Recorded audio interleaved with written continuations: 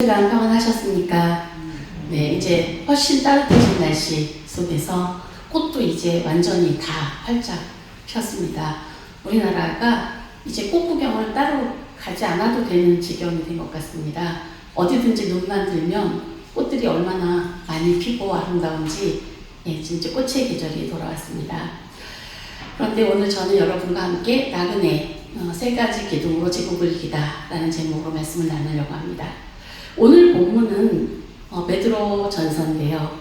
제자 중에 예수님의 제자 중에 리더격이었던 베드로가 소아시아 지방에 있는 성도들에게 보낸 편지입니다. 소아시아 지역이라고 하면 갈라디아, 가파도기아, 비티니아 당시의 이름이고요. 지금으로는 터키 지역에 있는 교회들에게 보낸 편지입니다. 이 편지를 쓰고 받을 때의 상황은 한 주 60년경으로 추정되고 당시는 네로 황제의 통치 시기였을 것이라고 보여집니다. 그래서 이들은 엄청난 박해와 핍박 속에 있었고 또 사회적으로 소외되고 박해받는 그런 공동체였습니다. 이런 고난 속에 있는 성도들한테 베드로는 인내와 거룩한 삶을 살도록 권면하는 오늘의 편지를 보냅니다. 그리고 이들을 베드로는 특별한 이름으로 부릅니다. 뭐라고 부르죠? 나그네라고 부릅니다. 많은 사람들은 나그네라는 단어를 들으면 어떤 느낌이 들까요? 아마 외롭고 쓸쓸하고 무기력함을 떠올릴 겁니다. 또 조금 연세가 있으신 분들은 나그네라는 하숙생이라는 노래가 생각도 나시겠죠? 자, 웃으신 분은 연세 있으신 분이었습니다. 네. 그 인생은 나그네 길로 시작하는 하숙생이라는 노래, 아마 아시는 분은 아시고 모르시는 분은 모르실 텐데요. 그 노랫말 가사에 나오는 나그네는 어떻게 되죠? 인생은 나그네 길, 어디로 어디서 왔다가 어디로 가는지 모릅니다. 그래서 구름이 흘러가듯 정처 없이 떠돕니다. 그런데요, 베드로가 말한 이 나그네는 파로이키아, 즉 단순히 정처 없이 왔다 갔다 떠도는 그런 방랑자를 말하는 것이 아닙니다. 이 나그네는 로마 제국이라는 거대한 체제 속에서 주류 질서, 즉 주류에 편입되지 못하고, 왜냐하면 로마 황제를 숭배하지 않잖아요. 사회적 정치적인 권리를 박탈당한 채 살아가는 이주민 또는 망명객을 말합니다. 그래서 영어 성경은 이 나그네를 포리너 또는 스트레인저 이렇게 번역합니다. 포리너가 뭡니까? 이방인, 외국인, 낯선 사람, 그곳에 잠시 들린 이런 사람들로 표현하는 겁니다. 따라서 성경이 말하고 있는 이 나그네는 당시 로마 제국이 감당할 수 없는 그런 사람들입니다. 그들은 로마 제국이 주장하는 황제를 신으로 여긴 것이 아니라 그들에게는 새로운 꿈, 새로운 왕을 모신 자들이었기에 이들은 작은 세상에 안주하기를 거부한 거룩한 개척자들입니다. 이 나그네라는 정체성, 그리스도인들은 이 세상에 흩어진 나그네다 라는 이 정체성이야말로 세속사회와 구별되는 기독교적 실존의 핵심입니다. 우리는 나그네라는 것이죠. 이들은 제국의 질서를 거부하는 자들입니다. 제국을 섬기거나 또는 제국의 왕을 신으로 모신 자들이 아닙니다. 그렇다면 이들은 세상에서 밀려난 사람들이 아니라 이들은 세상에서 오히려 스스로 밀려나기를 택한 자들입니다. 그래서 이들은 세상을 방관하지 않습니다. 그래, 너희는 너희대로 살아라. 나는 너희랑 관계없이 살게. 라는 나그네가 아니에요. 이들은 방랑하는 자가 아니라 오히려 하나님 나라를 이 땅에 먼저 가져오기 위해서 세상으로 보냄받은 자다. 라는 정체성을 가지고 우리는 살아가는 자들입니다. 그들이 나그네이죠. 교회사를 보면 이 나그네, 지금 베드로가 말했던 나그네와 정말 정확하게 일치하는 그런 중요한 공동체가 등장합니다. 여러분 혹시 헤르누트 공동체라고 들어보셨나요? 우리가 독일에 이렇게 여행을 가거나 관광을 가게 되면 한 번은 들리는 곳이 이 헤르누트 공동체일 텐데요. 독일에 가면 그들의 예배처와 기도처를 이렇게 둘러보게 됩니다. 그리고 어쩌면 여러분들 중에 헤르누트 공동체에서 나온 묵상집, 헤르누트 로중이라고 하는 성경 묵상집을 보신 적이 있으신지도 모르겠습니다. 그 성경 묵상집을 만들어서 오늘날에는 전체 개신교에서 이 헤르누트 공동체 묵상집을 사용하기도 합니다. 이들은 뭘로 유명하냐면 100년간 24시간 연속 기도 운동으로 유명합니다. 기도탑을 만들어서 돌아가면서 끊이지 않고 24시간 릴레이 기도를 100년간 지속한 공동체였어요. 대단하지 않습니까? 이들은 세계 최초로 조직적인 개신교 선교 운동을 전개한 공동체인데 이들이 카리브 해안 그리고 북미, 아프리카, 아시아 등지로 선교사를 파송한 첫 번째 공동체입니다. 사실 이들은 모라비안 형제단이라고 그렇게 불립니다. 왜냐하면 독일의 작센 지역의 작은 도시 당시 진젤도프라는 백장이 갖고 있는 영지가 모라비안이라는 곳이었어요. 거기에서 살게 된 공동체입니다. 현재는 그곳이 모라비안 교회 정착지라는 이름으로 유네스코 세계유산에 등재가 되어 있습니다. 이들은 사실 보헤미아 형제단의 후예들입니다. 이들이 어디서 왔느냐? 이들은 여러분 혹시 얀 후스라는 사람을 들어보셨나요? 네. 이름은 아마 한 번은 들어보셨을 겁니다. 이 사람은 루터의 종교개혁 100년 전에 체코에서 화형당한 사람입니다. 얀 후스는 15세기 보헤미아, 오늘날 체코 지역의 종교개혁자로 교회의 부패와 면죄부 판매를 강하게 비판하다가 1415년에 콘스탄틴 공의회에서 이단으로 정죄되고 화형당했습니다. 근데 야누스는 당시 체코의 굉장한 민족의 정신적 지주였습니다. 왜냐하면 성경을 체코어로 번역해서 성도들이 성경을 읽을 수 있도록 했던 사람입니다. 그 번역한 일도 죄목에 들어가 있죠.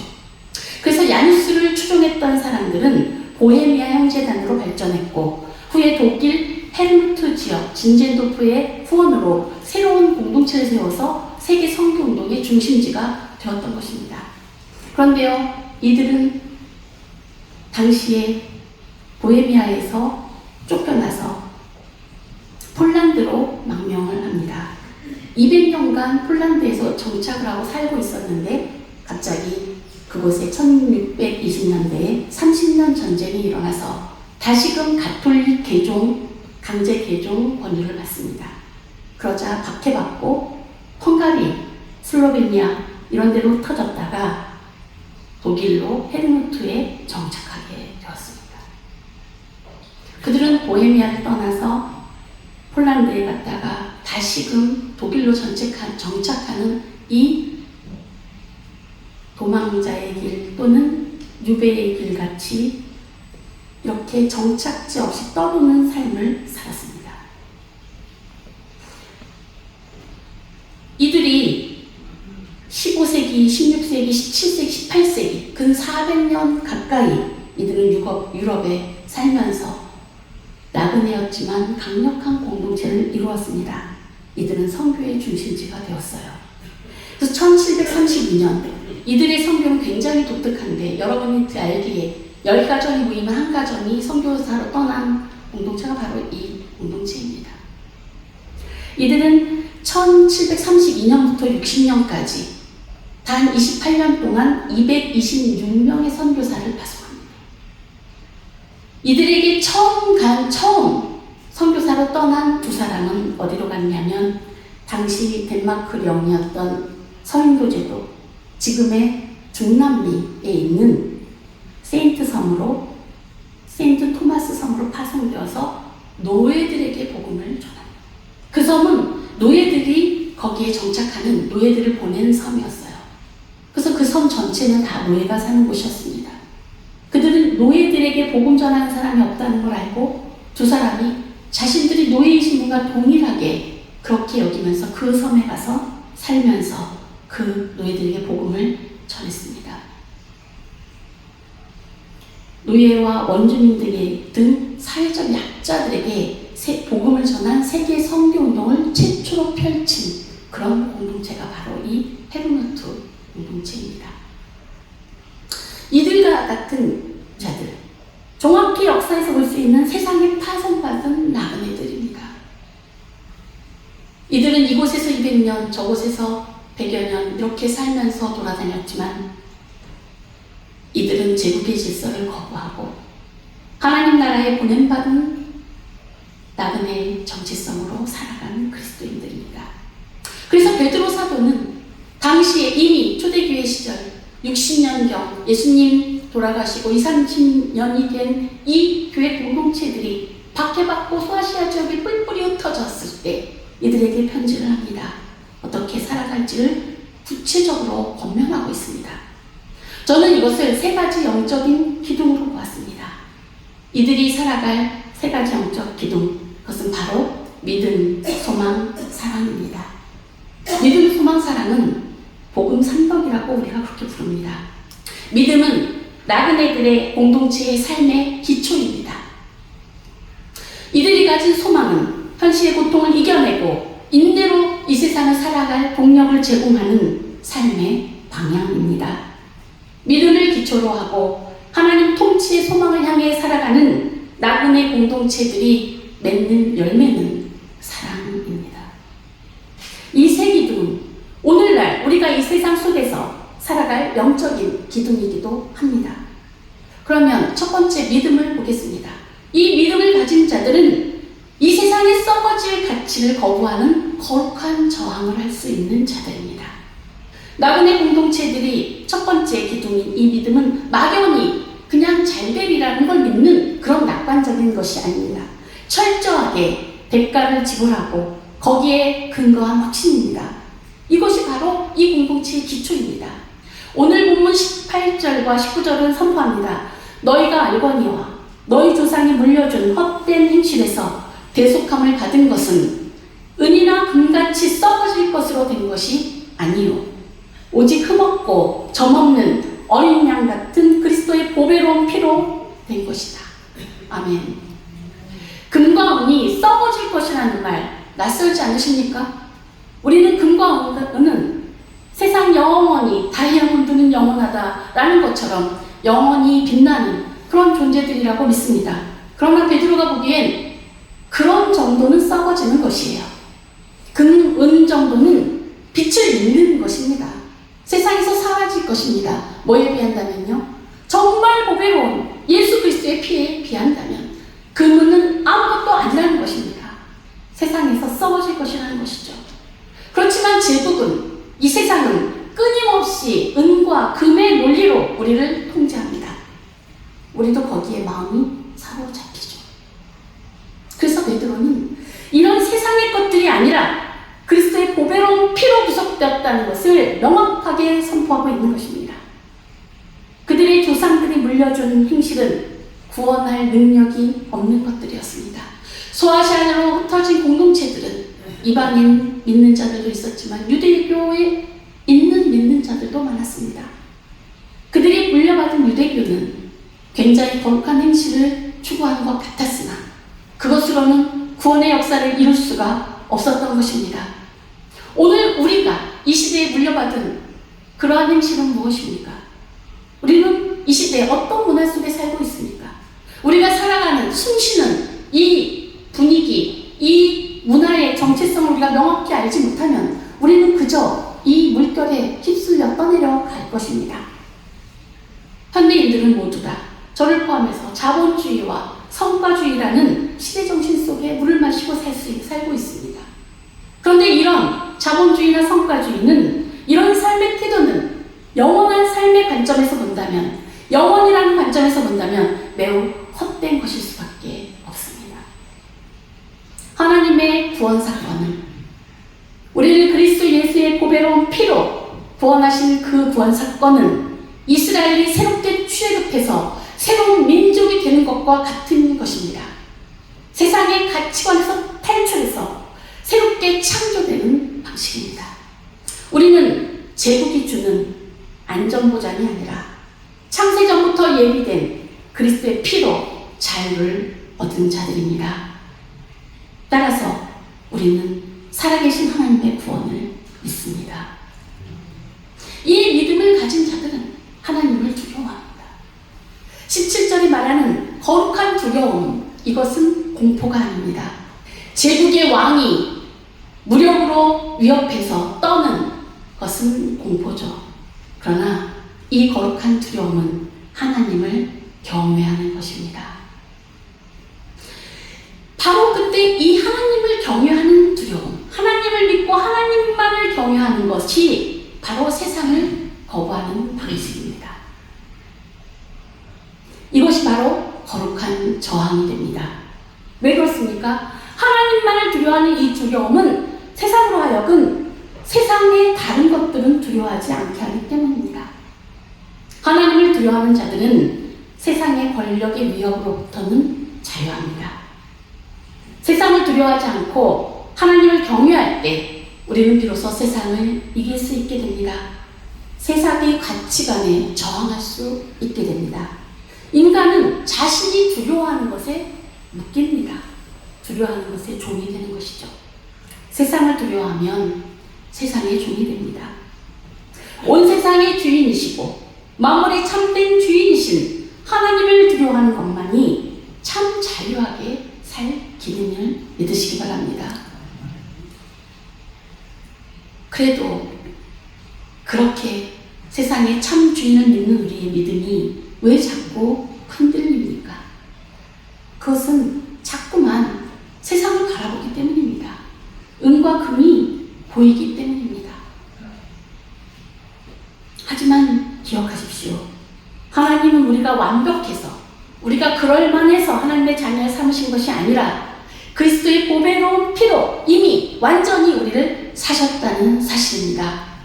이 믿음 위에 서셔야 합니다.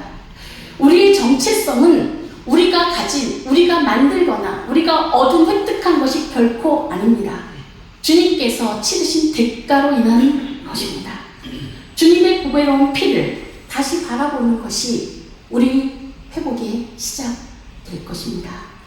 하나님의 구원을 붙드시기 바랍니다. 이렇게 구원받은 자들은 세상의 것을 소망하지 않습니다. 그래서 두 번째 기둥, 소망으로 세워지는 것입니다. 이것은 너희 믿음과 소망이 하나님께 있게 하려 하셨느니라 라고 말하는 말씀입니다. 이 소망은 부활 사건에 근거한 것입니다. 하나님께서 그리스도를 죽은 자 가운데서 살리셨습니다.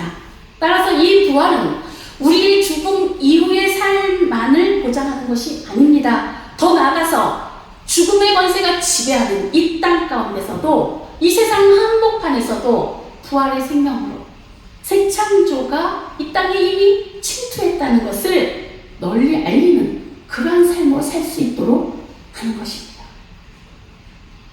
여러분, 부활은 이 세상에 새로운 생명이 들어왔다. 새로운 창조가 시작되었다. 하나님 나라가 이미 이 땅 가운데 임했다라는 선포입니다. 믿으십니까? 아멘입니다. 그래서 우리는 이 땅에서 하늘을 사는 것입니다. 이 부활을 소망을 갖는다는 것이 그럼 현실에서 어떻게 나타납니까? 이 부활 소망을 갖는 건 이 현실은 이제 난 관계없어. 난 부활할 존재니까 이 땅에 썩어질 것은 아무 관계할 필요가 없어. 이런 현실 도피와는 관계없습니다. 강대국들의 전쟁과 이 불의한 현실 속에서 마치 약속의 시민처럼 그리스도인들이 숨죽이고 살아간다 할지라도 우리는 끝까지 인내할 수 있고 고난을 감당하고 견딜 수 있게 하는 것이 바로 이 부활의 소망인 것입니다. 이 소망을 가진 자들은 고난 앞에서 침묵하지 않습니다. 두 가지를 할 수 있는데, 일단 이 고난과 이 슬픔과 이 고통을 하나님께로 가져가서 탕원합니다. 우리는 하나님 앞에 우리의 절망과 슬픔을 내어드릴 수 있습니다. 우리의 소원을 하나님 앞에 아릴 수 있습니다. 슬픔과 탄식을 하나님께 내어놓는 것입니다. 그리고 세상의 불의 앞에서는 저항하는 것입니다. 종말론적인 저항입니다. 마지막 이 세상을 공의로 심판하실 분이 하나님이시기에 하나님께 기도하면서 세상의 불의에는 저항하는 힘을 가질 수 있습니다. 최후의 심판주인 하나님께 우리의 억울함과 슬픔을 정직하게 탐험하는 이것을 애가의 영성이라고 할 수 있습니다. 하나님께 대한 소망을 가진 자마다 공의로운 하나님을 바라보는 자들은 현실의 불의에 애통할 수밖에 없습니다. 탄식할 수밖에 없습니다. 그것이 마음 깊이 고통이 될 수밖에 없기 때문입니다. 이 탐험은 그래서 무기력한 슬픔이 아닙니다. 하나님께서 반드시 악을 심판하실 것이고 온 세상에 하나님의 나라로 회복할 것이라는 그 확신을 가질 때만이 이 소망을 갖고 사는 것입니다. 하나님의 최종적 심판에 대한 확신, 그것이야말로 피해자들이 가해자들에게 복수하지 않고 복수의 칼을 휘두르지 않고도 평화를 지켜낼 수 있는 유일한 동력입니다. 어떻게 억울함을 참을 수 있습니까? 어떻게 동일하게 악한 자가 되지 않고도 살아갈 수 있을까요? 하나님이 최종 심판자임을 믿는 믿음과 소망 가운데서만 가능합니다. 부활의 소망을 품는 나그네는 제국의 폭력 앞에서도 비폭력인 인내로 맞섭니다. 초대교회 성도들은 사자밥이 되어도 화형을 당해서 밤에 불을 밝히는 불쏘시개로 불타올라도 이들은 폭력적으로 저항하지 않았습니다. 이들의 존재 자체가, 그들의 고난 자체가 하나님 나라의 실제를 증명했습니다. 만약에 이 부활의 소망이 없었다면 초대교회 성도들은 그러한 고통을 견딜 수 없었을 것입니다. 이 부활의 소망을 우리가 놓친다면 우리도 방랑하게 될 것입니다. 이 세상에 보냄받은 나그네가 아니라 이리저리 왔다 갔다 방황하는 그야말로 나그네가 될 것입니다. 배가 호류하는 것처럼 삶의 방향을 잃게 될 것입니다. 무기력해질 것입니다. 고난을 견디기 힘들 것입니다. 내가 왜 교회를 다니고 있을까? 갑자기 아무 방향이 보이지 않으십니까? 낙담하셨습니까? 소망을 잃으신 것입니다. 소망이 변질되면 우리에게는 세속적인 소원만 남습니다. 그저 이 세상에서 잘 먹고 잘 살고 아무 일 없이 사고 없이 살기만 바랄 뿐입니다. 그것이 과연 행복한 삶입니까? 평안입니까? 그런 소원들이 무수하게 이 땅을 새롭게 창조하시는 하나님의 소원을 덮어버립니다. 이렇게 소망이 변질된 교회 공동체들 많습니다. 자신들의 소원과 교회 프로젝트를 하나님의 사업이라고 착각합니다. 이 세상에서 성공하고 이름을 날리는 것이 하나님 나라 일이라고 믿습니다. 믿는 자는 반드시 다 성공한다고 선동합니다. 그러나 여러분, 하나님의 통치는 반드시 임하고 하나님은 공의롭게 세상을 심판하실 것입니다. 하나님의 심판을 바라는 사람은 최종 판단자의 자리에 앉지 않습니다. 지금 우리가 사는 세상에서는 모든 것을 다 판단하는 사람들이 너무나 많습니다. 그러나 그리스도인들은 판단을 유보하는 자들입니다. 심판하실 하나님이 계시기 때문입니다. 우리의 삶과 우리 모두의 판단도 최후에 하나님께서 판단하실 것입니다. 그러니 여러분, 하나님의 소망을 놓지 마십시오. 믿음의 방향을 잃지 마십시오. 소망이 살아갈 동력입니다. 소망이 없으면 살 수 없습니다. 이제 마지막 세 번째 기둥, 사랑은 어떻습니까? 진리의 순종함으로 너희 영을 깨끗하게 하여 거짓이 없이 형제 사랑하기에 이르렀으니 마음으로 뜨겁게 서로 사랑하라고 명령합니다. 성경 말씀에 이런 구절이 있는 줄 혹시 아셨습니까? 마음으로 뜨겁게 서로 사랑하라. 이 사랑은 영원한 말씀으로 거듭난 자들만이 할 수 있는 사회적인 대안입니다. 한 율법사가 예수님께 율법 중에 최고가 무엇입니까? 라고 물었을 때 주님은 뭐라고 요약하셨습니까? 하나님 사랑, 이웃 사랑으로 요약해 주셨습니다. 주 너의 하나님을 사랑하라. 그리고 내 이웃을 내 몸과 같이 사랑하라. 라고 명확하게 말씀해 주셨습니다. 그런데 중요한 것은 이 계명을 아는 것이 아니라 이 계명대로 사는 것입니다. 실천하는 것입니다. 주님의 명령을 단 한 번이라도 말씀대로 순종하려고 해보면 알게 됩니다. 사랑하라는 것이 과연 어떠한 것인지를 알게 됩니다. 그리고 그때 비로소 깨닫습니다. 하나님을 사랑하고 이웃을 사랑하는 것이 왜 모든 율법의 가장 최종적인 것이며 핵심적인 것인지를 알게 됩니다. 이것은 그냥 되어지는 것이 아닙니다. 그래서 영국의 존 웨슬리는 이렇게 말합니다. 그리스도인들이 이 땅에서 온전해지는 일, 완전 성화에 관심을 했던 존 웨슬리는 그 완전한 상태, 그리스도인들이 완전히 거룩한 상태가 무엇이냐? 그것을 완전 성화라고 부르면서 그것을 사랑의 온전함이라고 불렀습니다. 즉, 그리스도인들이 온전해졌다는 뜻은 그의 마음 안에 하나님의 사랑이 온전해졌다라고 하는 것으로 말할 수 있다라고 본 것입니다. 사랑의 완전함. 그리스도인들이 온전한 경지에 이르는 것은 바로 사랑의 온전함에 이르는 것이라고 가르쳤습니다. 사랑이 온전하게 하나님을 사랑하고 이웃을 사랑한다는 일은 우리 안에 아까 베드로 사도가 말하듯이 말씀으로 너희가 정결케 되어서 라고 말한 것처럼 우리 마음속의 부패성과 죄성과 죄의 쓴뿌리가 완전히 제거되어야만 하나님을 온전히 사랑할 수 있고 그런 사람이 다른 사람도 자기처럼 사랑할 수 있는 것입니다.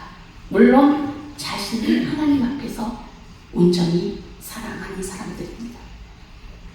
이것이 바로 완전 성화입니다. 웨슬리는 바로 이렇게 완전 성화를 경험한 사람들만이 온전하게 사랑할 수 있다고 가르쳤습니다. 저는 이 말씀이 굉장히 저한테는 인생의 중요한 말씀입니다. 제가 결혼을 해야 되나 엄청 고민하면서 기도하고 있는데 이 말씀을 읽었습니다. 이 말씀을 읽고 제가 결혼을 했는데요. 잘못 해석한 게 아닌가 싶습니다. 형제를 사랑하라고 했지 결혼을 한 게 아니었는데 어떻게 이런 말씀이 다 있을까 싶어서 결혼을 했습니다.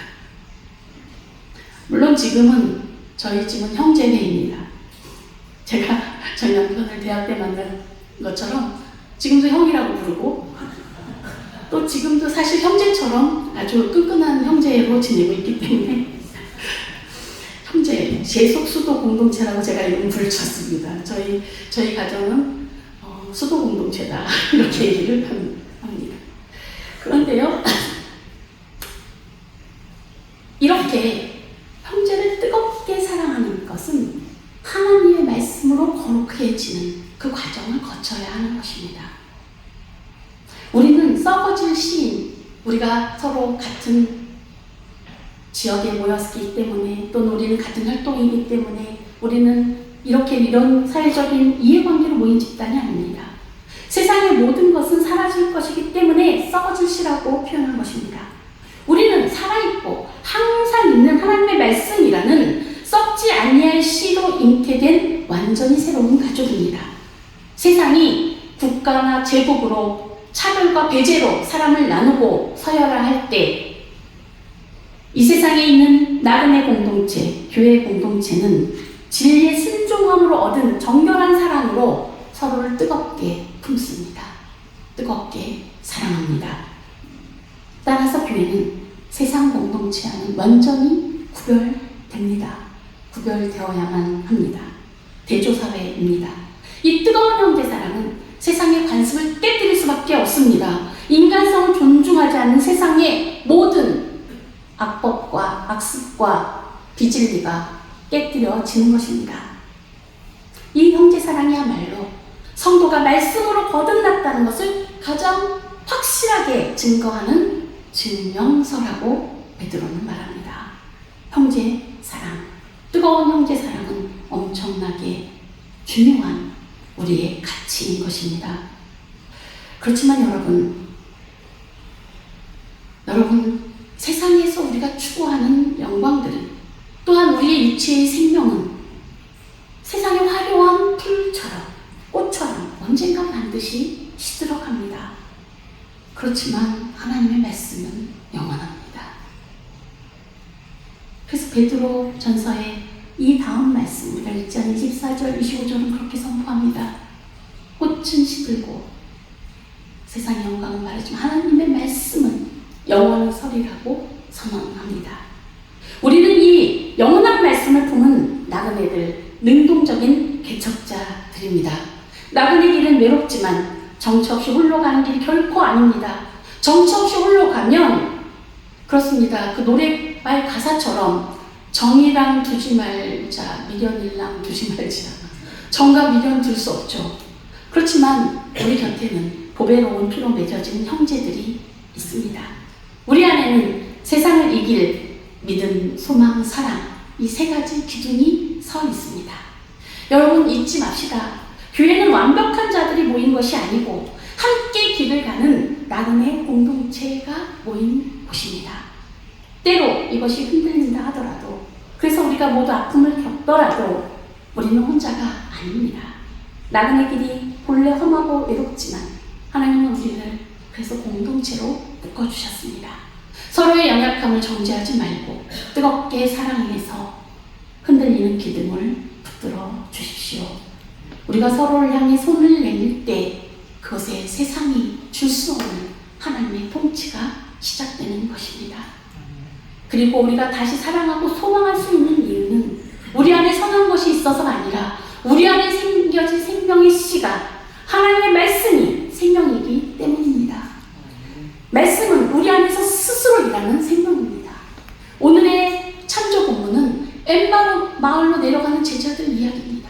그들의 눈이 밝아지고 마음이 뜨거워지면서 새로운 소망이 진리를 깨달아진 것은 예수님의 말씀 때문이었습니다. 하나님의 말씀, 이 말씀 앞에 내 안에 억누르는 염려를 다 내려놓고 하나님의 말씀이 우리 안에서 일하시도록 자리를 내어드립시다. 영원한 말씀이 여러분과 우리 공동체를 다시 빚어가실 것입니다. 이제 우리는 이 예배당문을 나설 때 그런 외로운 방랑자가 아니라 세상을 이기는 거룩한 개척자로 나아갈 수 있기를 축복합니다. 시들지 않는 영원한 말씀인 하나님의 생명이 우리를 세우시고 지켜주시고 마침내 승리하게 하실 것입니다. 기도하시겠습니다. 사랑과 공의의 하나님 아버지, 우리는 다시금 우리의 나그네 정체성을 확인했습니다.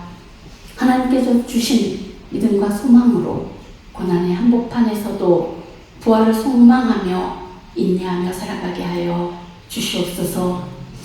말씀의 씨앗으로 맺어진 형제들을 뜨겁게 사랑하면서 이 땅의 하나님 나라를 일궈내게 하여 주시옵소서.